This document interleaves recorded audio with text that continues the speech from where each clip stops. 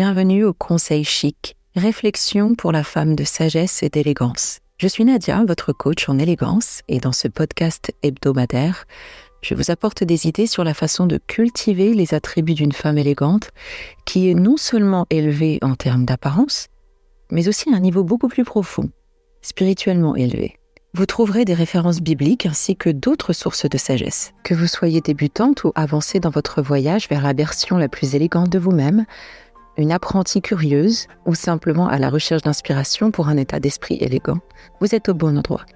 Alors servez-vous une bonne tasse de votre boisson préférée, asseyez-vous et suivez-moi dans ce voyage de découverte et de croissance.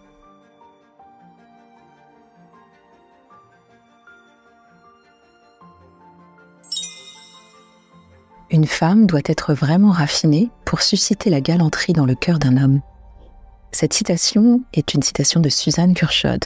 On définit le raffinement comme l'amélioration ou la clarification de quelque chose par de petits changements. Ça, c'est la définition générale et elle est importante pour comprendre celle que nous allons plus développer dans le contexte de l'élégance. Dans le contexte de l'élégance, la définition est plutôt élégance cultivée dans le comportement ou les manières.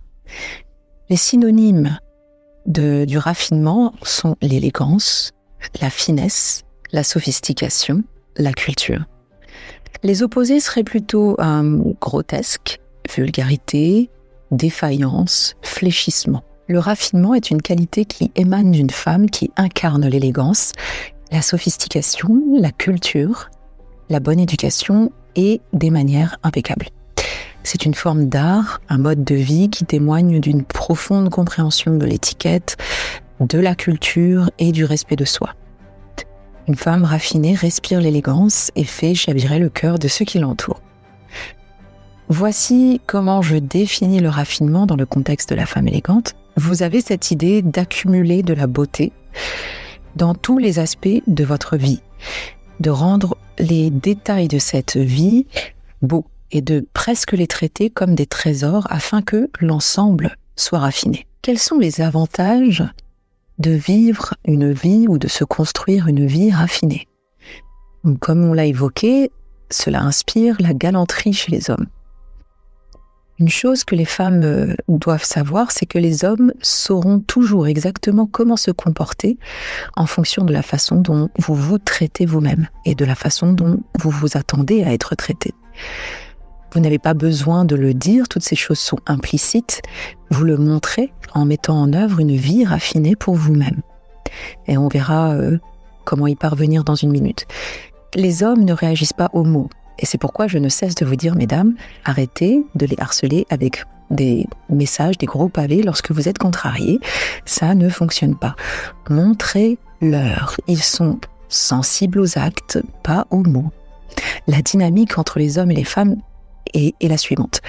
L'homme fait, il donne. La femme, elle reçoit et elle nourrit. Si une femme se fixe pour elle une vie raffinée, l'homme s'alignera naturellement pour continuer à lui fournir et à faire tout ce dont il est possible pour soutenir cette vie raffinée, pour être à la hauteur. Donc, n'attendez pas qu'un homme vienne vous traiter comme une personne raffinée pour être raffiné. C'est l'inverse.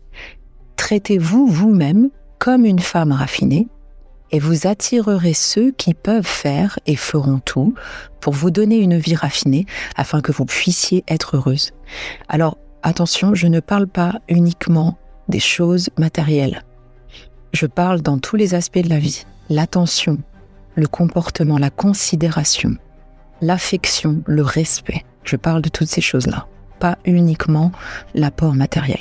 Autre avantage du raffinement, parce que bien sûr nous n'avons pas une vie raffinée uniquement à cause des hommes, l'autre avantage c'est que cela crée une vie, un environnement qui est propice aux autres qualités, aux autres attributs qui font partie de votre développement personnel pour qu'ils se développent et pour que ces attributs s'épanouissent.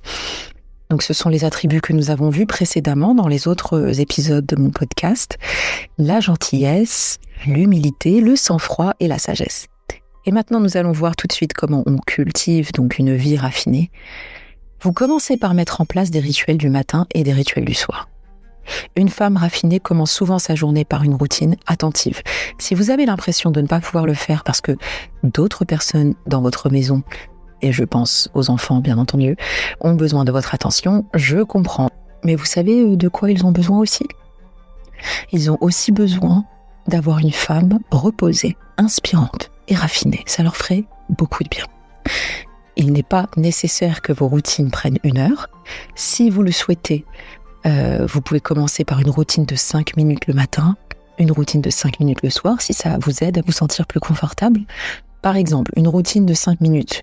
Vous buvez un café ou un thé, vous ouvrez la fenêtre pour sentir l'air frais de la journée, vous écoutez des affirmations positives pour fixer votre esprit. Ça rentre dans les 5 minutes. Une autre idée de routine en 5 minutes, ça pourrait être, vous êtes dans la salle de bain, vous mettez de la musique classique que vous aimez et vous appliquez vos soins quotidiens du visage. Voilà. Ça peut être une bonne routine du matin aussi. Après, si vous avez plus de temps, vous pouvez ajouter méditation, prière, écrire dans son journal, faire du sport, quelques exercices, des abdos, un peu de vélo, marcher. Ça peut être n'importe quoi. Tout ce qui vous fait vous sentir bien, tout ce qui vous élève, vous vous sentez vraiment beaucoup plus puissante, beaucoup plus forte, plus féminine lorsque vous le faites. Ça peut être des petites comme des plus grandes choses. Vous le faites, vous l'intégrez dans votre routine. Un exemple de routine du soir qui pourrait durer 5 minutes. Les enfants sont couchés. Vous vous asseyez à votre coiffeuse. Vous allumez une bougie parfumée. Vous vous brossez les cheveux et vous mettez du sérum, de la crème pour les mains, tout en écoutant de la musique apaisante. Voilà, ça dure 5 minutes. Ça vous fera énormément de bien. C'est du temps à vous, pour vous. Et c'est un côté, ça apporte un raffinement à votre journée, à votre vie. La deuxième chose que vous pouvez faire pour cultiver le raffinement, c'est d'être curieuse par rapport à la culture. Accumuler de la culture en vous. Je sais que tout le monde n'est pas littéraire et je ne dis pas qu'il faut lire 50 livres par mois et écrire des poèmes, mais il y a un minimum quand même. Pour la femme élégante, il y a un minimum de culture, un minimum. Donc je vous incite à être curieuse. Essayez d'aller visiter des musées. Trouvez des conférences autour de vous sur des sujets qui vous intéressent. Lisez un livre qui est un classique, mais que vous n'avez jamais lu. Assistez à des événements culturels. Allez dans des galeries. Essayez un très bon restaurant gastronomique. Essayez l'opéra ou des concerts classiques. Voyagez, et pas seulement pour rester dans une station balnéaire, sur la plage, en sirotant des cocktails. Bien que ce n'est pas mauvais, c'est bien, mais intéressez-vous aux autres cultures. Découvrez des nouvelles façons de penser, des nouvelles langues, des nouveaux aliments, des nouvelles cuisines, etc. Voyez par vous-même si vraiment vous n'êtes pas touché par toutes ces choses, par l'art, la littérature, la musique. Ça peut ne pas être votre truc maintenant, mais essayez d'abord et voyez pour vous-même. En ajoutant ces petites touches de sophistication dans votre vie, vous la rendrez beaucoup plus raffinée. Et en prime, vous aurez plus de choses intéressantes à raconter lors des conversations mondaines. Numéro 3, bien entendu, travaillez votre style personnel. Une femme raffinée fait attention à son apparence et cherche à se présenter avec élégance et sophistication. Elle prend le temps de soigner sa garde-robe, elle choisit des accessoires de bon goût et adopte des styles qui reflètent sa personnalité unique. Votre style fonctionne comme la vitrine d'un magasin. Est-ce que vous voyez comment les chaînes comme Galeries Lafayette, par exemple, elles engagent des personnes pour concevoir et réfléchir cette vitrine. Elles vont réfléchir et choisir des vêtements, des couleurs, des accessoires, des lumières, des objets de décoration pour les placer dans la vitrine. Parce ces grandes chaînes-là, elles savent que cela détermine la façon dont les gens à l'extérieur vont percevoir ce qui se trouve à l'intérieur. Et c'est la même chose pour vous. Si vous voulez être perçue comme une femme de valeur, votre vitrine, c'est-à-dire votre apparence physique, doit absolument le refléter. Je me souviens que mon mari, une fois, m'a montré la photo d'un homme et j'ai dit, c'est un homme littéraire. Et il m'a répondu, comment tu sais? Donc du coup, je lui ai dit, je ne sais pas, c'est juste qu'il dégage. Point important. L'homme en question n'était pas habillé pour montrer qu'il était un littéraire, pas du tout. Je n'ai pas senti un homme qui essayait, il était simplement lui-même, authentique. Et sa façon de s'habiller était simple, mais l'arrangement était sophistiqué, sans effort. Ses valeurs et son identité se manifestaient d'elles-mêmes. Il n'avait pas besoin d'ouvrir la bouche ou d'avoir une chemise qui disait « je suis écrivain ». Donc, mesdames, suivez vos tripes et non la tendance. Choisissez la qualité plutôt que la quantité. Optez pour les motifs, les couleurs et les coupes qui vous attirent naturellement. Car si vous vous sentez attiré et bien lorsque vous les portez, ces vêtements-là, il est fort probable que vous laissez en fait votre identité intérieure s'exprimer à l'extérieur. Numéro 4, comment cultiver votre vie pour qu'elle soit raffinée? On va poursuivre avec l'apparence physique, c'est important. Soyez en contact avec votre féminité dans tous les détails et aspects. Maquillez-vous, coiffez-vous, faites vos ongles. Encore une fois, faites ce que vous pouvez en termes de temps et de budget, mais faites-le, s'il vous plaît. Si vous ne pouvez pas aller chez le coiffeur tous les mois, veillez à ce que vos cheveux soient toujours propres et adoptez des coiffures qui vous donnent l'impression d'être une princesse, qui vous font vous sentir comme une princesse. Si vous ne pouvez pas vous rendre régulièrement dans un salon de manucure, veillez à ce que vos ongles soient toujours propres, bien coupés, recouverts d'un beau vernis tout simple. Ça peut être un truc transparent ou un peu rosé, un peu beige. Mais ne restez jamais plusieurs jours avec un vernis écaillé, s'il vous plaît. Ne faites pas ça. Enlevez-le. Il vaut mieux ne rien avoir qu'avoir un vernis écaillé. Numéro 5, n'attendez pas, vivez. Achetez-vous des fleurs fraîches, des bougies parfumées et allumez-les. Achetez des œuvres d'art pour votre intérieur. Toutes ces choses ajoutent de la féminité à votre environnement. Et elles ne peuvent que vous donner l'impression d'être une déesse du raffinement. Encore une fois, vous n'attendez pas que quelqu'un vous offre des fleurs, vous n'attendez pas une occasion spéciale pour allumer cette bougie, vous n'attendez pas pour vous servir un verre du meilleur vin, vous n'attendez pas pour prendre ce bain moussant avec des pétales de rose, parce que vous le méritez. Vous êtes une femme raffinée. Vous vivez une vie raffinée. C'est votre vie, c'est comme ça que vous prenez un bain. Vous comprenez là où je veux en venir? Faites du raffinement quelque chose de quotidien et de normal dans votre vie. Numéro 6, l'étiquette. Bien sûr que je vous rappelle que l'étiquette est importante. Je suis une experte en étiquette parce que je connais le pouvoir de l'étiquette. Ne négligez pas vos manières. Une femme raffinée accorde de l'importance aux bonnes manières et à la courtoisie dans ses interactions avec les autres. Elle s'efforce d'être à l'écoute, d'engager des conversations intéressantes et de traiter tout le monde avec gentillesse et respect. Numéro 7, restez en contact avec la nature. Soyez en contact avec elle. Appréciez les promenades dans les jardins, dans les parcs, faites des randonnées ou du jardinage si c'est votre truc. Moi, je suis pas une très bonne jardinière, je n'ai pas la main verte.